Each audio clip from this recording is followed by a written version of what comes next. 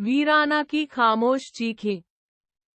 4 दोस्तों आकाश, रिया, समीर और नेहा ने एक सुनसान गांव की यात्रा की योजना बनाई, जिसे वीराना के नाम से जाना जाता था। यह गांव घने जंगलों के बीच शहर से बहुत दूर एक भयानक रहस्य समेटे हुए था।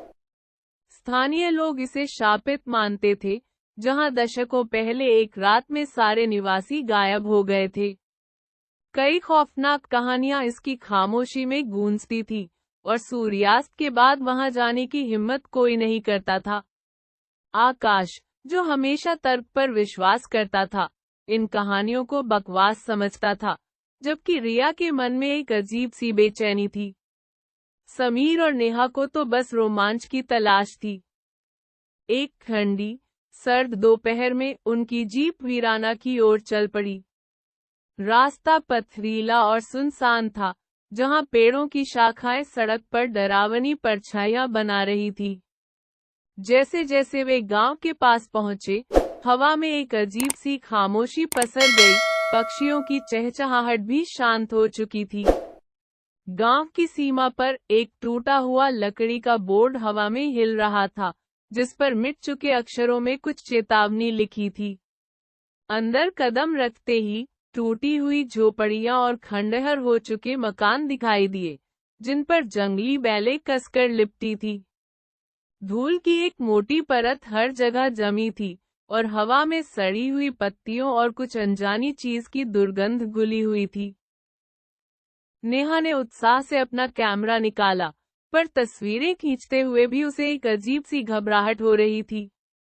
समीर को एक पुरानी, जंग लगी साइकिल मिली, जिसके पास एक छोटी सी लकड़ी की गुड़िया पड़ी थी। वह इतनी सही सलामत थी मानो अभी अभी कोई बच्चा उसे छोड़कर गया हो। रिया को लगा जैसे कोई उन्हें लगातार देख रहा है। उसकी रीढ़ में सिहरन दौड़ गई।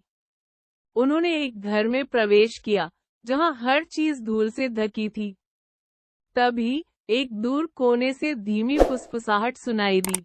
आकाश ने इसे हवा का धोखा समझा, पर रिया का दिल तेजी से धड़कने लगा। वे आगे बढ़े, और हर कदम पर सन्नाटा और गहरा होता गया। सूरज धीरे धीरे ढल रहा था, और गांव की परछाइयां लंबी होती जा रही थी, मानो अंधेरा उन्हें निगल रहा हो। गांव के केंद्र में उन्हें एक पुराना, खंडहर मंदिर दिखा।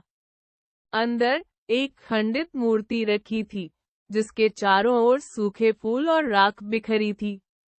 मंदिर में घुसते ही उन्हें एक ठंडी हवा का झोंका लगा, जबकि बाहर हवा बिल्कुल शांत थी। समीर को लगा जैसे किसी अदृश्य हाथ ने उसके कंधे को छुआ हो, पर पीछे कोई नहीं था। नेहा के कैमरे से कुछ धुंधली आकृतियों वाली तस्वीरें क्लिक हुई। आकाश ने टॉर्च जलाई, जिसकी रोशनी में मंदिर की दीवारों पर सूखे खून के धब्बे दिखाई दिए।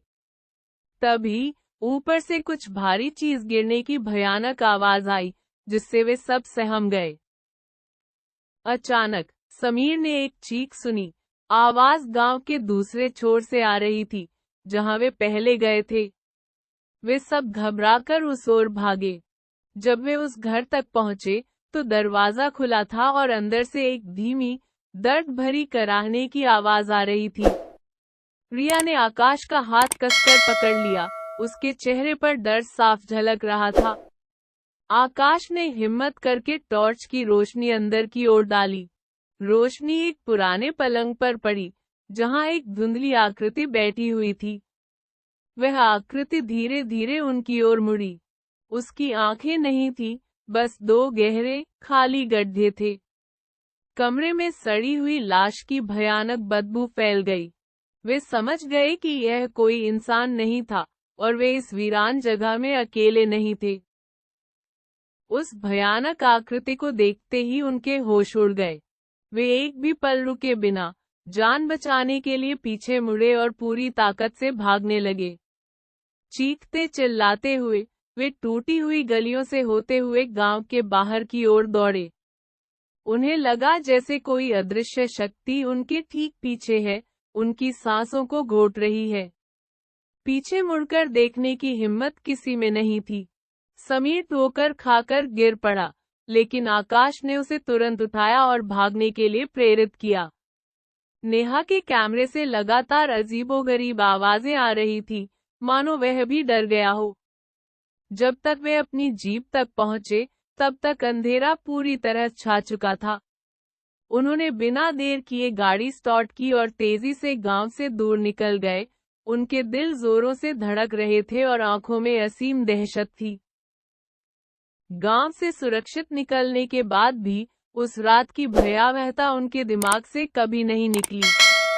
उन्होंने एक दूसरे से कोई बात नहीं की, बस चुपचाप शहर की ओर गाड़ी चलाते रहे, मानो उस अनुभव को शब्दों में बयां करना असंभव था। अगली सुबह जब वे घर पहुंचे, तो समीर को तेज बुखार आ गया और वह कई दिनों तक बिस्तर पर रहा। नेहा के कैमरे की सारी तस्वीरें धुंधली और काली निकली, जिनमें सिर्फ परछाइयां थी। रिया को रातों को नींद नहीं आती थी, उसे लगता था जैसे वह आइलस आकृति अब भी उसे देख रही है। आकाश, जो कभी संशयवादी था, अब हर छोटी मोटी आवाज पर चौंक जाता था। वे चारों कभी उस शापित गांव की बात नहीं करते, लेकिन उस रात की यादें एक अदृश्य बोझ की तरह उनके साथ हमेशा रहीं। उन्हें अब भी लगता है कि वीराना का कुछ हिस्सा उनके साथ लौट आया है।